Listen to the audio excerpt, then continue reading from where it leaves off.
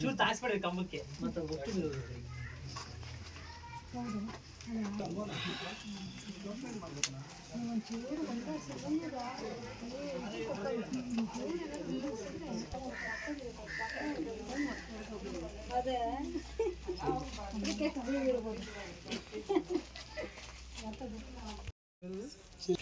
ಸಿದ್ದೇಶ್ವರ ಕಾಲೋನಿಯಲ್ಲಿ ಸೀನಪ್ಪ ಅನ್ನೋರ ಮನೆ ಬೆಳಗಿನ ಜಾವ ಶಾರ್ಟ್ ಆಗಿ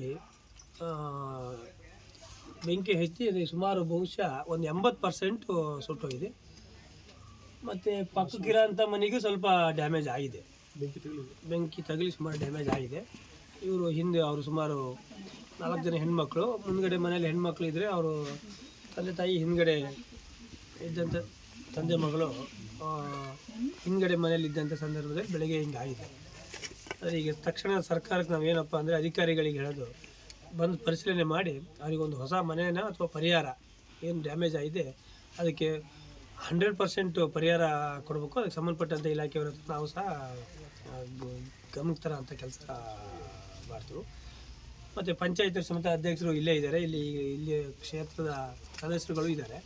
ಅವರು ಸಹ ಪಂಚಾಯತಲ್ಲಿ ಏನಾಗುತ್ತೆ ಅದನ್ನು ಸಹ ಸಹಕಾರ ಮಾಡಲಿ. ಮುಂದಿನ ದಿನಗಳಲ್ಲಿ ನಾವು ತಹಸೀಲ್ದಾರ್ ಗಮನಕ್ಕೆ ತಂದು ಸರ್ಕಾರದಿಂದ ಏನು ಬರುತ್ತೆ ಅದನ್ನು ಅವರಿಗೆ ಪರಿಹಾರ ಕೊಡಿಸೋಂಥ ಕೆಲಸ ಮಾಡ್ತೀವಿ.